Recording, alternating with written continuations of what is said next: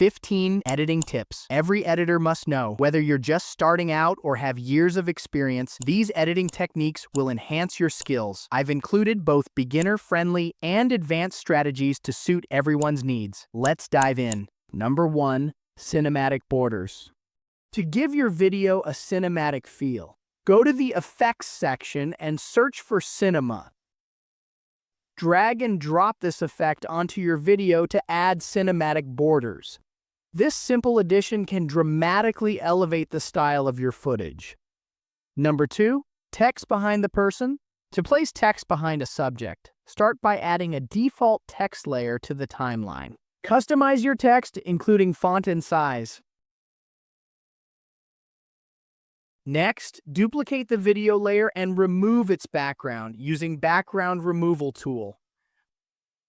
Place this upper video layer above the text layer so it appears as though the text is behind the subject. You can add animation to the text if you want to enhance the effect. Number 3, glow effect. For a glowing touch, go to the Effect section and search for Glow. Drag the first 3 glow effects onto your video, and another glow effect, Color Flash, for more variety. Adjust each glow effect to find the one that best suits your video's style. Number 4, speed ramping.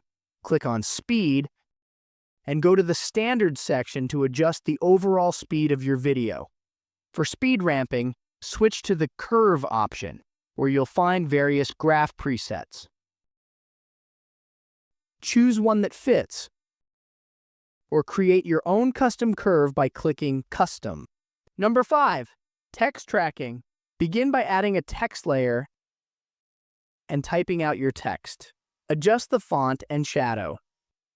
Next, go to Tracking and activate Motion Tracking.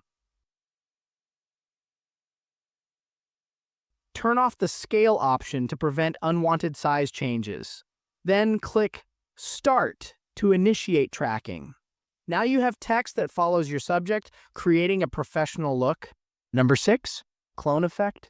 To create a clone effect, you'll need 2 videos filmed with the same background and camera angle. First, import both videos into your timeline. Place the second video layer on top of the main video layer. Make sure both videos are aligned in terms of length, trimming any extra parts if needed. Next, select the upper video layer, go to the video section, and choose the mask option. Choose horizontal as your mask type, and rotate it to around 270 degrees. Place the mask in a way that blends both videos smoothly, creating a seamless clone effect. If the 2 clips don't match perfectly in color, go to the Adjustment section and tweak settings like exposure and contrast until both videos look consistent. Remember not to change positions between takes, as this could ruin the effect. With masking, moving out of the frame can create unwanted gaps. Fortunately, I have another way to do it. If you want more flexibility, you can use a background removal tool instead of masking. This will allow you to move freely within the frame, although background removal may not always be precise. Practice these steps and feel free to send your edited versions to me on Instagram. Number 7, auto captions. Captions are a great way to make your videos more accessible. Here's how to add automatic captions and format them properly. Go to the text section and select Auto Captions. Choose your language, then click Generate. By default, captions may show multiple words per line.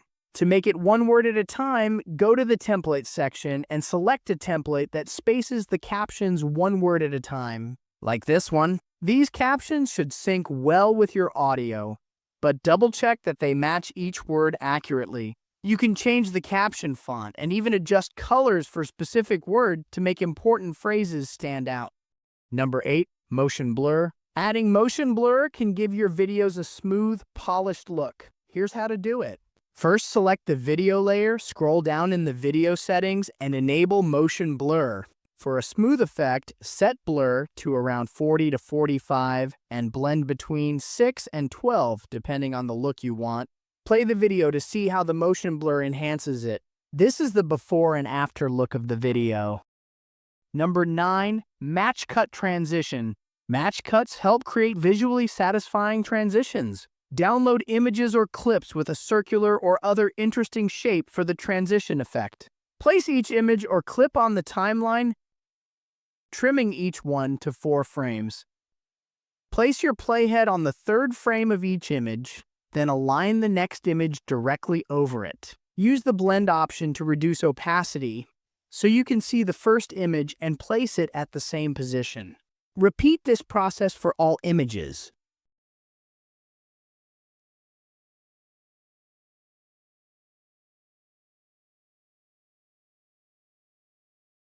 Once the images are layered, some may not fit well in the frame, leaving unattractive black borders. To enhance professionalism, duplicate the layer to cover the background or remove the background entirely and add a new one. Next, select all video layers to create a compound clip. Add 2 keyframes, one at the start and one at the end. Place the playhead on the first frame, rotate the image, and increase the scale for a polished look. Smooth the keyframes, and you have successfully created a match cut transition. Number 10, TV effect. This classic effect is popular in documentary-style videos, but can be used creatively in any video type. I'm currently creating a documentary-style editing tutorial video and working hard to finish it as soon as possible. Turn on the notification bell to be notified. Next, go to Effects, click on the TV section, and choose a TV effect.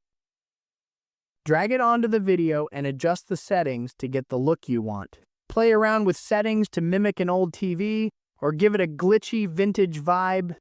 Number 11, noise reduction. Background noise can ruin good audio, so here's how to fix it. Right-click on your video, then choose Extract Audio to create an audio-only track. Select the audio track, enable Reduce Noise, and turn on Normalize Loudness for a more balanced volume.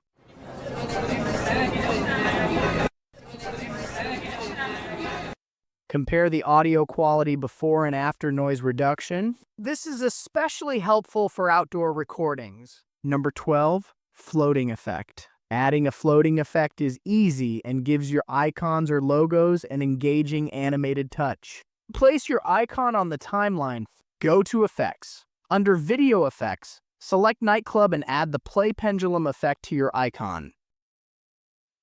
Customize the settings until your icon appears to float naturally. For a different type of floating motion, try the rebound swing effect, which creates a gentle side-to-side sway. Number 13, transitions. Transitions help make video cuts feel smooth. Here's how to add professional-looking ones. Add transitions. Simply click on Transitions to access all available options. I'll highlight some popular ones that creators, including myself, frequently use. First, we have glitch transitions. Split the video and drag a transition between the clips. There are various glitch transitions available, and you can adjust their duration. Next, we have light transitions. The most common among creators is the light leak transition, known as Glare 2 in CapCut. Drag it between clips and change the duration as desired. Explore the variety of transitions and choose your favorites. Let me know in comments which one you like the most. Number 14, sound effects for transitions. Sound effects bring energy to transitions, making them feel more dynamic. Place markers at each transition point by pressing M. Go to Audio, search for sound effect, click, and preview to find ones that fit. Drag the chosen sound effect to each transition marker and adjust placement to ensure perfect synchronization. Number 15, keyframes for animation. Keyframes allow you to animate elements. Here's how to use them for simple animations and transitions. What are keyframes? Keyframes set starting and ending points for animations on the timeline. Place your object sticker on the timeline. Start by setting its position and scale at the starting point, then add a keyframe. Move the playhead forward, add another keyframe, and change the position, scale, or rotation as desired. When you play the video, the object will move from the start position to the end, creating a movement. Using keyframes for transitions, place a keyframe at the start for movement. Move it forward, set a second keyframe, then adjust position to create smooth transitions. If you want to change the speed of it, simply drag it closer to each other to make it fast and drag it away from each other to make it slow. Thank you so much for sticking with the video until the end. I hope you found the tutorial helpful and inspiring. I'd love to hear your thoughts, so please drop your honest feedback in the comments below. See you guys in the next one.